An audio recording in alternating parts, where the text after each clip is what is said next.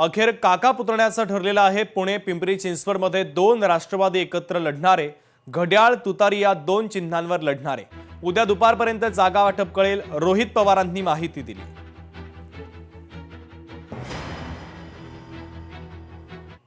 चर्चा केल्यानंतर पुणे शहरामध्ये सुप्रियाताईंनी सुद्धा प्रत्येक व्यक्तीशी त्या बोलल्या। शशिकांत शिंदे साहेब तिथं बोलले, पिंपरी चिंचवडमध्ये सुद्धा तिथं सर्व कार्यकर्त्यांशी बोलल्यानंतर सर्व कार्यकर्त्यांचं म्हणणं आलं की आपण घड्याळावर जाणं हे योग्य ठरू शकतं।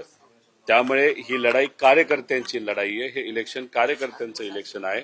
त्यामुळे पुणे आणि पिंपरी चिंचवडमध्ये राष्ट्रवादी शरदचंद्र पवार पक्ष कार्यकर्त्यांचं समजून घेऊन ऐकून घेऊन त्यांच्यासाठी आम्ही दोन्ही पक्ष हे दोन्ही महानगरपालिका एकत्रित लढणार आहोत। पुणे आणि पिंपरी चिंचवडमध्ये आपल्याला घड्याळाबरोबर जावं लागेल। एक गोष्ट तुम्ही समजून घ्या की आम्ही कुठेही घड्याळाच्या चिन्हावर लढणार नाही। आम्ही एकत्रित येऊन घड्याळ एकत्र आणि तुतारी एकत्र असे दोन चिन्ह घेऊन तिथे लढणार आहोत। उद्या शेवटचा दिवस आहे, म्हणजे आजच खरं तर बऱ्याच गोष्टी फायनल होतील। एबी फॉर्म हे आमच्या पक्षांकडनं आमच्या कार्यकर्त्यांना त्या ठिकाणी दिले जातील, घड्याळकडनं घड्याळच्या कार्यकर्त्यांना दिले जातील आणि उद्या दुपारी आपल्या सगळ्यांना किती जागा आम्हाला मिळाल्या याच्याबद्दल स्पष्टपणे काही गोष्टी समजतील। कोल्हापूरमध्ये भारतीय जनता पक्षाच्या सरचिटणीस धनश्री तोडकर नाराचे पक्ष कार्यालयाच्या समोर आत्मदहन करण्याचा इशारा त्यांनी दिला।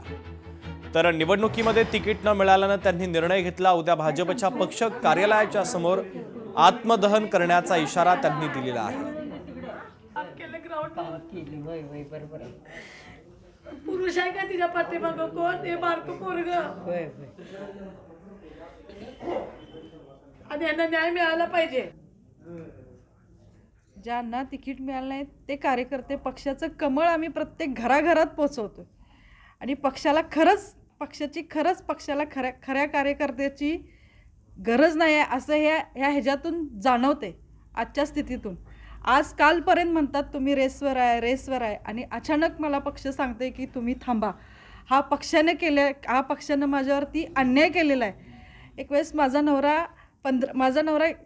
माझे मिस्टर गेले तरी पण मी 16व्या दिवशी पक्षाचा कॅम्प लावलाय आणि ग्राउंड लेवलला खरंच मी पक्षाचं प्रामाणिकपणे काम केलंय आणि पक्षाने हा मला शेवट निर्णय दिला। आत्मदहन करण्यासारखंच केले। एक स्त्री पक्षासाठी एवढं काम करते, पक्ष बघतोय तरीही पक्ष काही निर्णय घेत नाही त्याच्यावरती।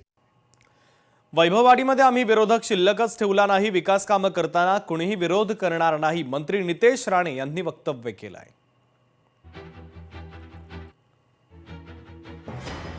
वैभववाडीमध्ये आम्ही विरोधक शिल्लक ठेवलाच नाही असं वक्तव्य त्यांनी केलंय। तर विकास कामं करताना कोणीही विरोध करणार नाही असं मंत्री नितेश राणे यांनी म्हटलेलं आहे।